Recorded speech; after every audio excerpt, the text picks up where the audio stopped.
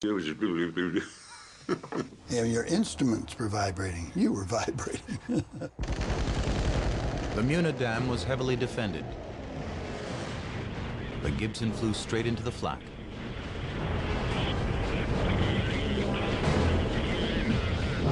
Using his plane's spotlights, he dipped the aircraft to 60 feet. 500 yards in front of the target, his bomb aimer released the bomb.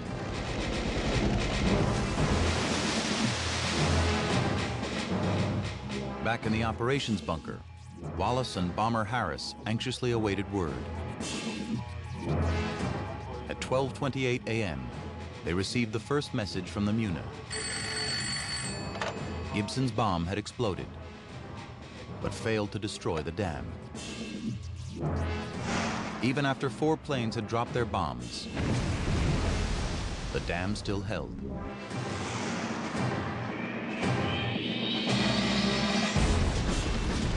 On the next pass, Gibson flew alongside the attacking bomber to draw fire from the German guns.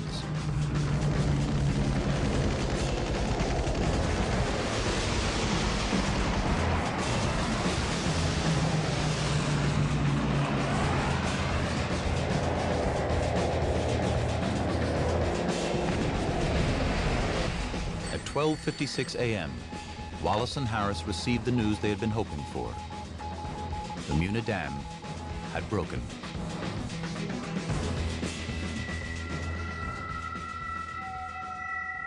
Meanwhile, the second wave of bombers faced a target that presented its own set of problems. The Zorpa Dam was not a stone wall, but a massive bank of earth. It required a different method of attack. The bombers, including Joe McCarthy, who had finally caught up to the others, would need to fly low along the face of the dam and deposit their bombs on its crest. The approach itself would be tricky. The steeple of a nearby church blocked the preferred route. We had to come in down the side of the hills, over the church steeple, then down to as low as we could get, and in chance to give ourselves time to get out again at the other side. After the first run, I said dummy run, which means it's no good, we'll have to go again. And so up we went, round again. I said that 9 times. On the 10th attack, we actually got it right. Down, over the dam at 30 feet, with the port inner engine over the crown of the dam. Bomb gone, and up and away again. I can imagine the rest saying, thank Christ for that.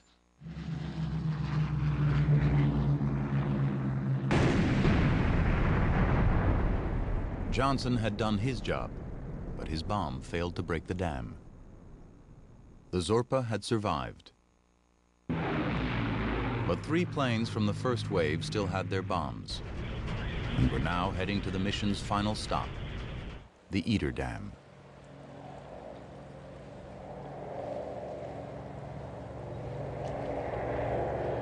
The first 2 planes made their bombing runs and deployed their weapons, but to no avail. They were running out of bombs and chances. Everything's got to be perfect. And if it's not perfect, you got to go around again. Like Gibson said, if you don't do it tonight, you're going back tomorrow night and do it again. Down to their very last bomb, they finally got it right.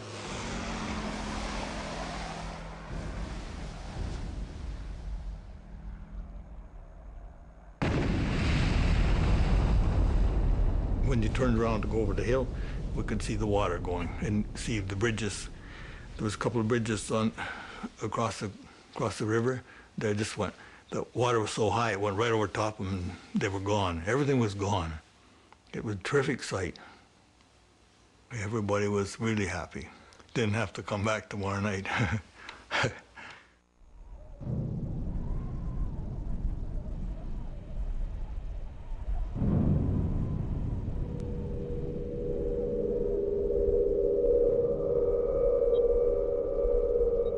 9 hours after the first plane left the ground, the dam busters of Squadron 617 returned home.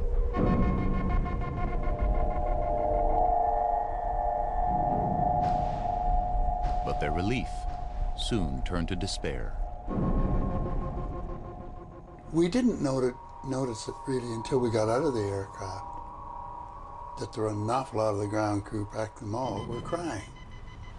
And it was rather disturbing to think we were rather elated that we'd made it back, and suddenly there was a bunch of people crying.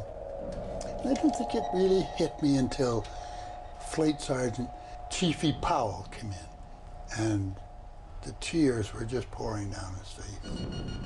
We looked at him and said, "Chiefy, what's wrong?" He said, "Have you any idea where any of the other boys are?"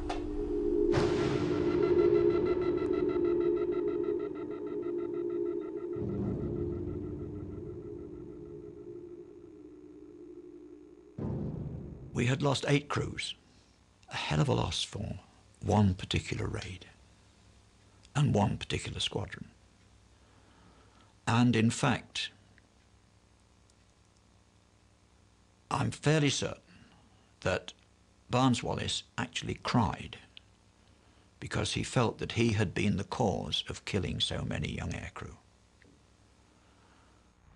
It was a continuation of an experiment as far as he was concerned.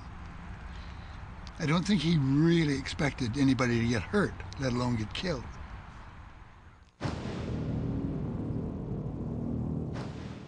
Barnes-Wallis was deeply affected. He vowed never again to risk a man's life on any of his future projects.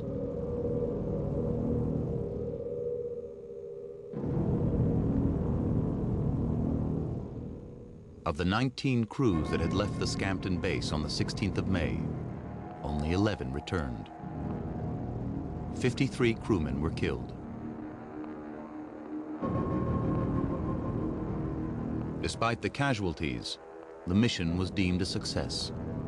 4 out of 6 targets were damaged and 2 destroyed, causing widespread destruction, crippling dozens of factories, laying waste to hundreds of houses, and claiming over 1,000 German lives. The operation boosted morale in Britain and throughout the Allied and occupied countries. The Nazi war machine had seemed unstoppable, but Barnes-Wallis and the dam busters delivered a blow to its very heart.